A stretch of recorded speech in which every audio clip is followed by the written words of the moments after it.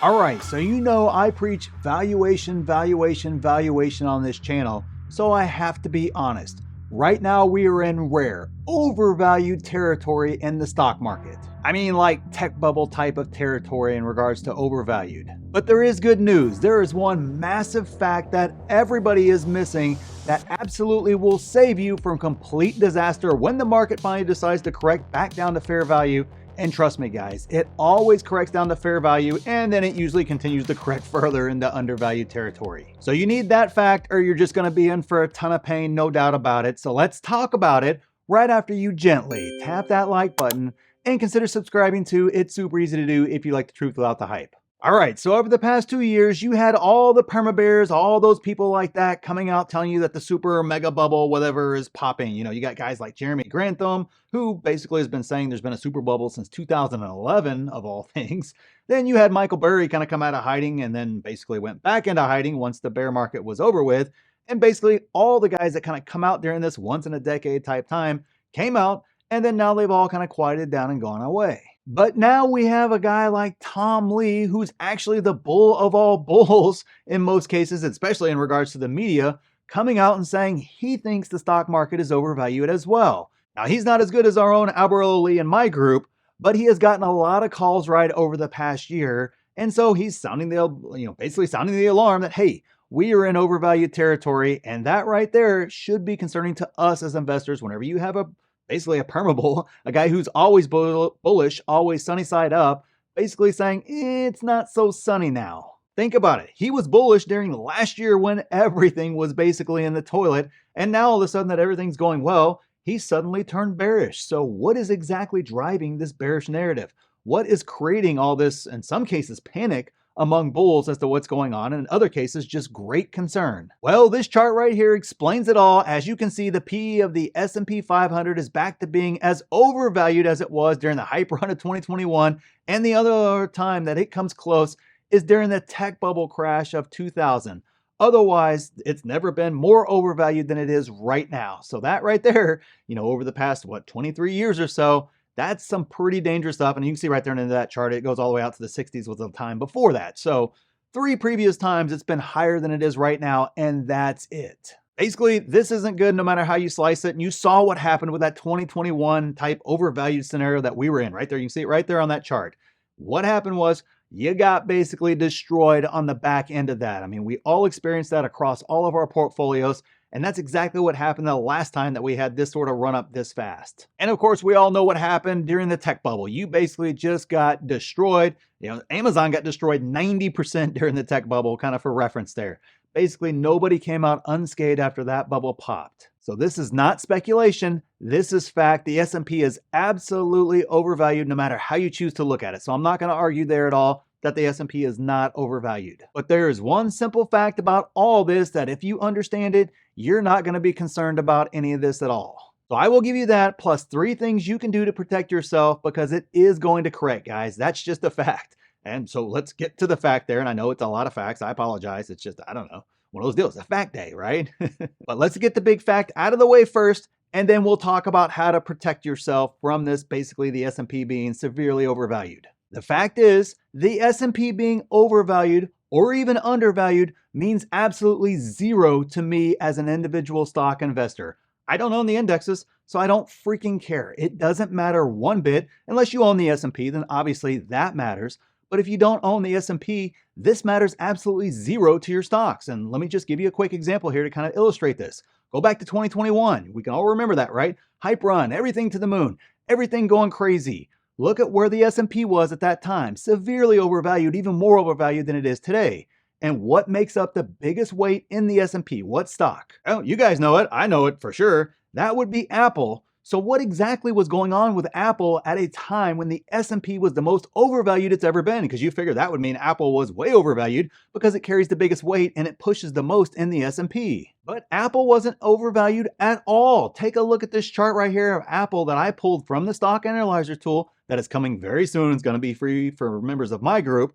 But basically, looking at that chart, Apple doesn't seem to be overvalued at all. And remember, this was when penny stocks to the moon and everything to the moon. So basically, nobody wanted Apple at all. Nobody wanted anything to do with Apple, but there it was sitting at undervalued territory when the S&P was, basically the most overvalued it's been since 2000, since the tech bubble. So if I would have listened to the narrative that the S&P is overvalued so much that you just shouldn't buy anything, you should just sell or, go short the market or whatever the case is, instead of actually looking at valuation individually for each individual stock. But if I would have listened to that narrative, I wouldn't have bought Apple at 116, 115. You can see right here. Let me put the buy alert up there on the screen for my group. I was able to buy that during a time when the market was significantly more overvalued than it even is today. We didn't miss out on Apple at a great valuation and at a great price at all because we didn't care what the S&P valuation was. We cared what the valuation for Apple was. Individual stock valuations have nothing to do with the indexes whatsoever. I mean, just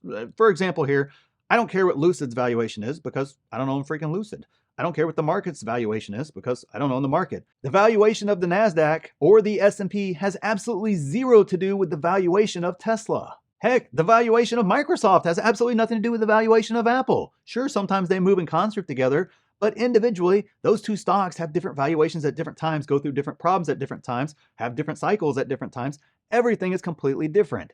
I don't care what the indexes say. I don't care what other stocks say. I care about the valuation of the stock that I'm looking to buy individually. That's it. Individual stock valuations have nothing to do with the indexes. You have to understand that fact right there in order to be a successful long-term investor. So using this fact about investing, let's talk about 3 things you can do to protect yourself when the market gets severely overvalued like it is right now. And make sure you stick around for the last one because we have not talked about it on this channel in a long, long time. And it's absolutely critical that, we discuss that. That way you have that information. It's probably something I should cover more. It's my fault. I haven't covered it in a long time, so make sure you stick around for that one as it's vital. Oh, and for those of you guys wondering, the Stock Analyzer tool is almost ready for our members. We're working through permissions right now, but you get to see all kinds of charts for the particular stock that you're looking at. You get to see insider trades, what senators, congressmen, etc., are trading the stocks that you own. What are the earnings for those stocks? We got market data, earnings data, news, and a ton more that come along with that tool. So if you want to lock in your discounted price before the price goes up forever, make sure you check out the pinned comment down there and see if a membership's right for you. I mean, we got 5 free courses. You still get all the other things, access to me. We got the best 6- and 7-figure Discord out there, tons of exclusive videos. We do live Q&As. You can slide into my DMs. So much, guys, involved in that. Make sure you check out the pinned comment and take advantage of it before the price goes up forever. So the first thing you can do to protect yourself during a crash is to do an actual valuation for every single stock that you own and that you want to own. Do not cheat the homework, guys. Do not cheat the work. Do not trust my valuation. Do not trust, any other YouTubers, anybody on TV, anybody giving you price targets, analyst price targets, anything else like that. They all have their own agendas. They all have their own biases. They all have their own plan, at least in regards to myself and other investors. We all have our own plans, our own feelings, our own bullishness or bearishness on that company, our own conviction in those companies. Everything about it is different. So you cannot accurately say the market's all overvalued and then look at individual stocks and call them undervalued too if you haven't done a valuation. So it is critical that you sit down and you do a valuation after every single quarter for every single stock that you own. So that way you can identify, man, is my stock really part of that S&P that's pushing it, to these all-time highs? Or is it a bunch of other stocks? And I actually have an opportunity, just like we got with Apple in 2021, to where you could buy Apple at a ridiculously cheap price and of course get to enjoy the huge run in Apple over the next couple of years that happened during that time. And second, you have to ignore the noise, guys. There's going to be YouTuber after YouTuber, CNBC after CNBC, news media outlets, all of the news media outlets, they're always negative, right?